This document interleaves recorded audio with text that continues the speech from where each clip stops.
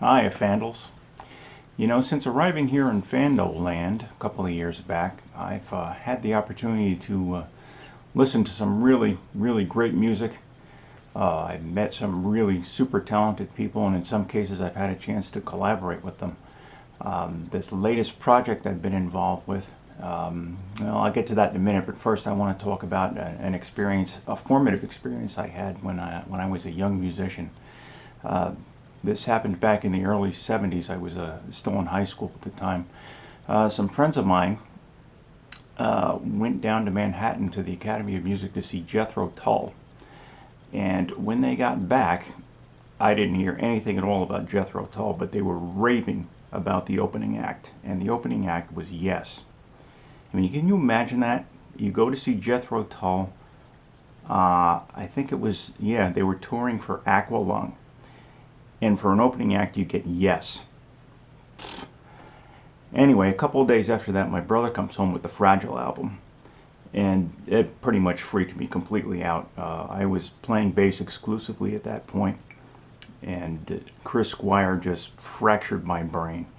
The sound he was getting and the way he was playing, he was just taking the bass into really uncharted territory at the time. So let's flash forward to the present here. About 7 months ago, I had an email from Richard Trudeau asking me if I would like to collaborate with him on a Yes song.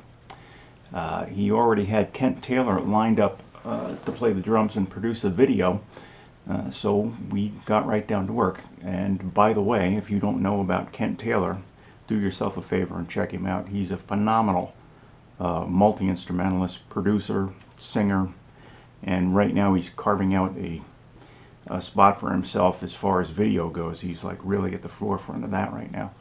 An overall groovy guy. Now, working with Richard is a pretty amazing experience in itself.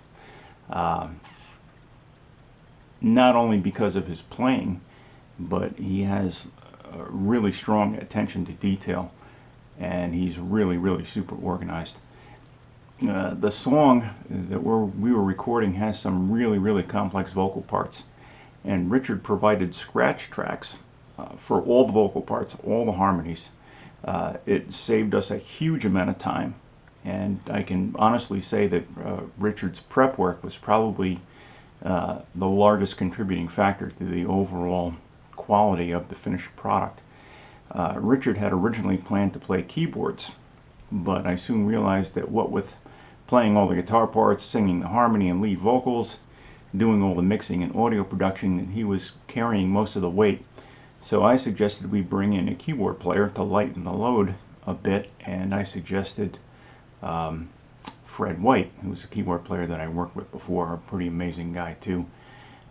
So Richard thought that was a good idea. He extended an invitation to Fred. He accepted. Off we went. The actual recording went surprisingly quickly, but due to the complexity of the song, the audio and video took a bit longer. Also, at the time this project was conceived and put together, we had no idea that due to the timing, it would actually end up being a tribute to Chris Squire, who passed away on June 27th. At any rate, you can click the link in the comments below or to the right. It'll take you over to Richard's page where you can enjoy the fruits of our labors. It's a pair of songs by Yes called Your Move and All Good People. Thanks a bunch. Hope you enjoy it. Take care.